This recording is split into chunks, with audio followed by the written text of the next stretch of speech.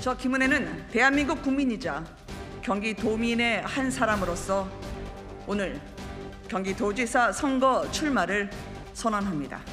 경기도의 철의 여인이 되겠습니다.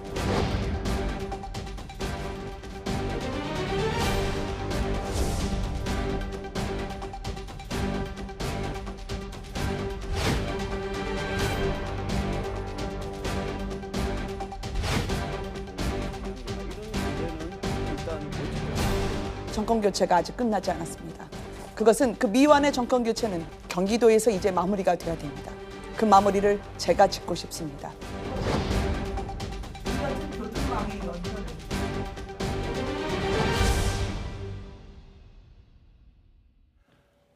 네, 6일 지방선거 최대 격전지로 꼽히는 경기도지사를 향한 레이스가 뜨겁게 달아오르고 있습니다. 국민의힘은 오늘부터 경선 투표를 진행하고 있습니다. 어제 유승민 예비 후보를 만났고 오늘은 김은혜 예비 후보와 이야기를 나눠보겠습니다. 이 자리로 모셨습니다. 어서 오십시오. 네, 안녕하십니까. 반갑습니다. 예. 자, 경기도가 나를 원하고 있다. 경기도민이 나를 부른다라고 생각하게 된 계기는 뭐였습니까? 제가 경기도의 지역구 국회의원이기도 하고요. 근데 사실은 대선을 끝마쳤을 때 좀 쉬었으면 좋겠다 생각을 했습니다. 제가 인간 김은혜나 정치인 김은혜로서 대장동부터 시작해서 너무 많이 갈아 넣었기 때문에 90% 이상 쉬고 싶었는데 경기도 선거가 그렇게 돌아가질 않더라고요. 이게 경기도는 이번에 경기도민의 전념을 해야 될 그런 도지사를 뽑아야 됩니다. 일꾼을 뽑아야 되는 선거가 근데 저는 방탄 선거로 변질이 되고 있다라는 당의 여러 우려의 말씀을 들었고요. 그 요청을 외면할 수는 없었습니다. 예, 알겠습니다. 출마 선언하시면서 철의 여인이라는 타이틀을 내걸으셨는데 남들은 이제 대체수상을 이제 연상을 하더라고요. 어떤 의미가 담겨 있는 겁니까? 아유, 지금 경선도 아슬아슬한데 지금 뭐 그런 정도 자리까지 생각한 게 아니었고요. 근데 대처라고 하면 보통 철의 여인, 무쇠와 같은 마음을 가져야 되는데 경기도의 발전이라고 하는 게 경기도만으로 되지는 않습니다. 중앙정부를 설득도 해야 하고요. 또 서울시나 또 국토부 그리고 이제 새 정부 대통령실까지 제가 어쩜 찾아가서 경기도민의 청구서를 와르르 그 바구니 풀어놓을 수도 있습니다. 그런 추진력과 돌파력으로 경기도민의 삶을 낫게 하는데 제가 힘 있는 그리고 무쇠와 같은 마음을 갖고 있는 후보다 그런 표현을 드리고 싶었습니다. 그렇죠. 대통령하고 장관을 좀 못 살게 구셔야 될 때가 많을 거예요. 아, 그럼요. 그게 경기도민을 위한 유일한 제가 할 일이죠. 자, 이건 공통 질문입니다. 네. 유승민 후보 토론해 보니까 한 3번 붙어봤는데 이런 첨은 참 잘하더라, 괜찮더라, 뭐 이런 것도 있을 거고요. 나보다 이거 나은 거 아닌가 하는 점도 혹시 있으셨으면 좀 얘기를 해주시죠. 네. 아무래도 이제 유승민 후보님 같은 경우에는 정치적으로도 대선배님이시죠. 저는 같이 함께 나란히 섰다는 것만으로도 영광이었고요.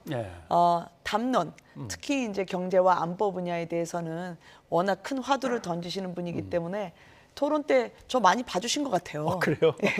그래서 더 추가 질문이 나올 수도 있는데 그냥 후배에 대해서 편안하게 오히려 정책 선거가 되도록 유도를 해주신 것 같고요. 다만 경기도의 현안 중에는 그 시급성, 즉 화급성을 다투는 문제들이 있습니다. 그리고 이 안에서의 뭘 더 중요하게 생각할 것인가라는 그 중요도 안배 부분에 대해서는 제가 조금 더 디테일을 말씀드릴 수 있는 기회가 있지 않았나 그렇게 생각합니다. 그게 과거 업적만 갖고 되는 건 아니지 않냐. 현장에서 뛰는 강렬한 리더십 같은 게 있어야 되는 거 아니냐 한 말씀이 그건가요? 예, 경기도지사는 저는 기재부 장관이나 금융위원장을 뽑는 자리는 아니라고 생각합니다. 그리고 오히려 현장에서 주민들과 동고동락하면서 누구를 찾아가야 이 문제가 해결되는지 또 어디를 짚어야 이 고민이 풀리는지를 아는 현장형 일꾼이 돼야 된다는 생각을 했고요. 알겠습니다. GTX 문제도 그래서 나온 겁니다. 자, 공약 얘기는 조금 뒤에 하고 윤석열 대통령, 그다음에 원희룡 국토교통부 장관, 거기다가 오세훈 뭐 시장, 이건 선거 치러봐야 되겠습니다만 여기에 이제 뭐 김은혜 경기도지사 벌써 라인업이 딱 힘이 좋지 않냐 이렇게 얘기하신 거는 윤심이 저한테 그래도 있습니다라고 하는 얘기인가요?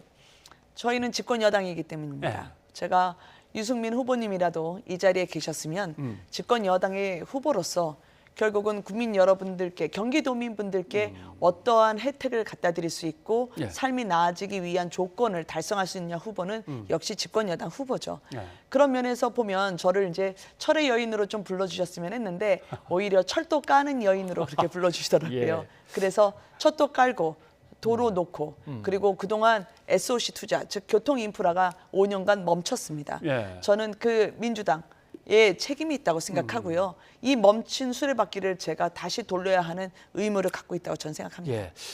어제 거기서 유승민 후보하고 가장 강렬하게 맞붙었던 부분인데 네. GTX 고속철도 네. 좀 빨리 깔아가지고 경기도민들이 서울을 오가는데도 불편함이 없도록 그렇습니다. 해드리고 뭐 이런 얘기가 나왔는데 그것도 국비로 해야지 안정적으로라고 하는 유승민 후보하고 그래갖고 어느 세월에 네. 민자로 빨리빨리 하자. 네. 그러면 또 교통요금이 올라가면 어떡하냐. 교통요금 낮추면 된다. 낮추다 보면 또 빚이 늘어날 수도 있는데 네. 여러 가지 얘기가 나왔습니다.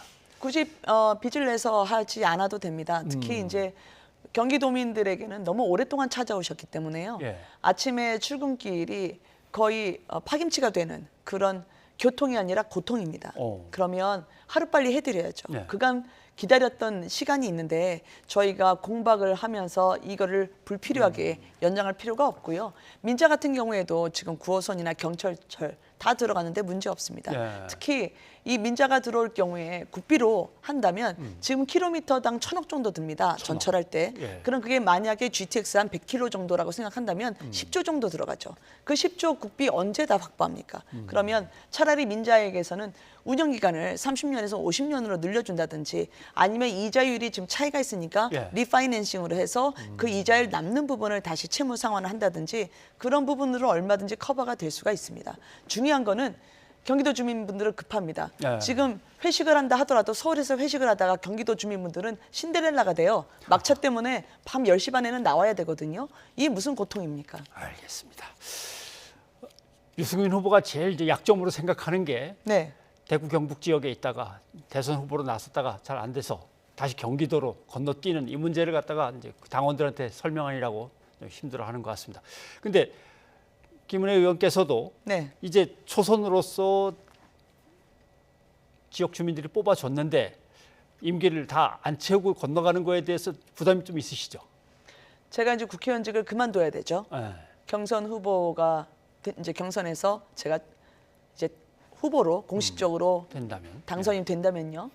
근데 가장 아픈 부분이었습니다. 왜냐하면 지역 국민분들이 저에게 가장 많이 힘을 주셨고 저 또한 매일 우리의 피와 땀이 들어갔던 그 골목길, 그 강변가를 떠나기가 어렵기 때문이죠. 그런데 오히려 지역 주민분들이 저한테 경기도가 없으면 성남이 없고 성남이 없으면 분당이 없다. 그리고 그동안에 정권 교체가 된 줄 알았는데 정권 교체가 이제 경기도를 보니까 다시 미완이 된 상태여서 예. 마무리를 네가 지어야 된다는 말씀을 해주셨어요. 제가 오히려 죄스러우면서도 되게 감사했고요. 그럼 2배로 더 열심히 해서 예. 이분들께 경기도민분들 또 어차피 저희 지역 구민들이니까요. 열심히 해서 갚으려고 제가 마음을 먹었습니다. 예. 사실 초선이라고 말씀을 하시지만 네. 청와대와 또 기업과 그다음에 이제 정치권까지 뭐 두루 다 겪으셨으니까 네. 인지도로 따지면 뭐 누구한테도 뒤지지 않을 거라고 생각을 하고 여론조사가 계속 나아지고 있는 네. 그 상승세를 보고 있는데 역시 어떤 게 제일 작용하고 있을까요?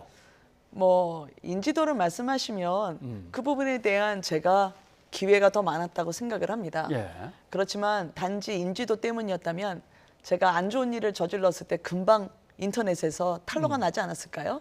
그런 예. 면에서 보면 늘 양날의 칼 끝에 서 있는 사람이 방송을 했거나 예. 아니면 대변인을 했거나 그런 분이었다고 생각합니다.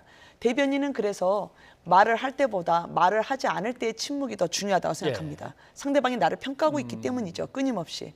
그래서 저는 말보다 발이 더 빠른 사람이었다 감히 말씀드리고 싶고요. 청와대에서의 국정조율 경험이라든지 또 기업에서 제가 현장에 답이 있다 생각하면서 네. 많이 국민들 또 소비자의 마음이 어디 있는지 해결책을 가져온 바가 있기 때문에 이번 경기도지사 또한 세일즈 도지사를 뽑아야 된다고 생각합니다.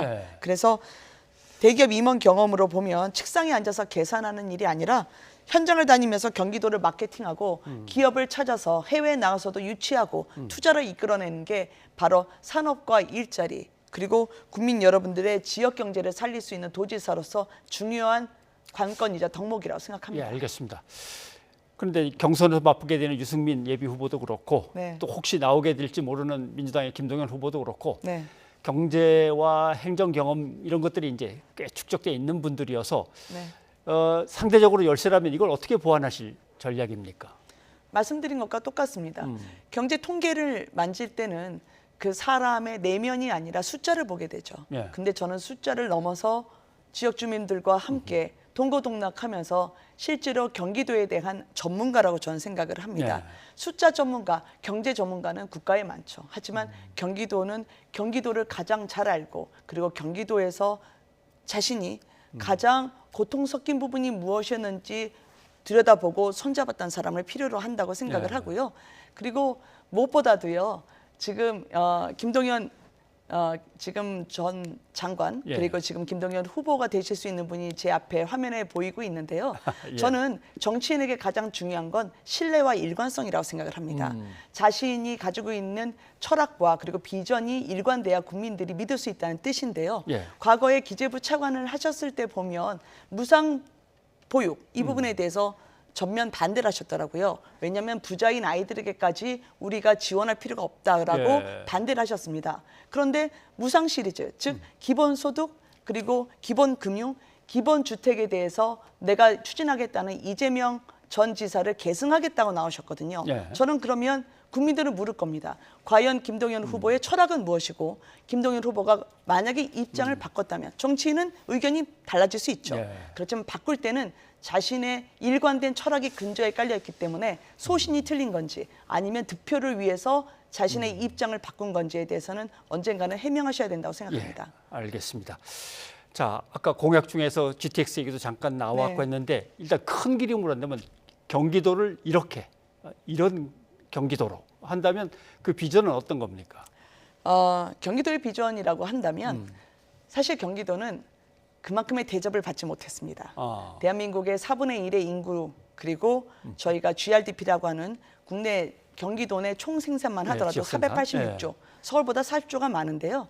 교통, 주거 그 어떠한 곳에서도 그만큼의 우리가 대우를 해드리지 못했기 때문에 예. 저는 일단 사통팔달이 되기 위해서 지하철 그리고 광역급행철도라는 GTX를 빨리 착수할 수 있도록 하고요. 주거 문제도 재개발 재건축은 일기 신도시는 다 발이 묶였습니다. 리모델링도 참 쉽지가 않습니다. 그거를 빗장을 제가 풀어드리고 싶습니다. 그리고 나서 아이 키우기 좋고요. 예. 그리고 사람이 몰려오는 그런 경기도가 되기 위해서 노력할 겁니다. 네. 자, 직전에 민주당의 이재명 지사 이렇게 네. 돼 있었고 그때 지사로서의 평가는 뭐 그리 나쁘지 않았기 때문에 또 이번 대선 때도 그게 어느 정도 드러났기 때문에 쉽지 않은 곳인 건 분명한 것 같은데 어떤 전략을 세우고 계십니까? 제가 이번에 경선에서는 현역이기 때문에 페널티가 있습니다. 그래서 제가 50%를 득표하면 저는 경선에서 탈락합니다. 52.5% 이상을 제가 득표를 해야 되는 그런 예. 부분이 있는데요. 그럼에도 불구하고 저는 실력으로 평가받고 능력으로 검증받고 싶어서 이 자리에 나왔고 경기도도 마찬가지입니다.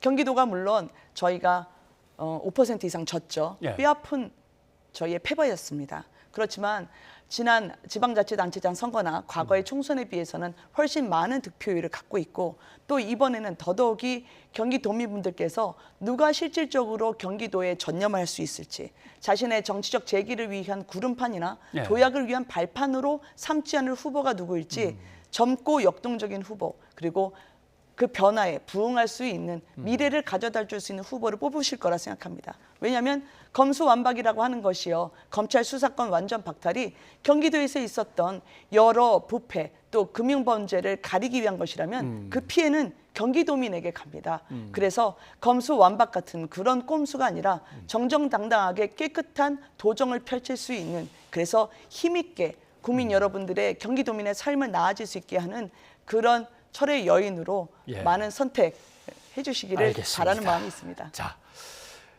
당장 지금 후보 선출을 위한 경선이 네. 진행되고 있습니다. 이제 네. 내일 저녁이면 끝나는데 네. 당원들과 경기도민들한테 이 자리를 빌어서 하시고 싶은 말씀 마지막 마무리를 좀 해주시죠. 아, 예.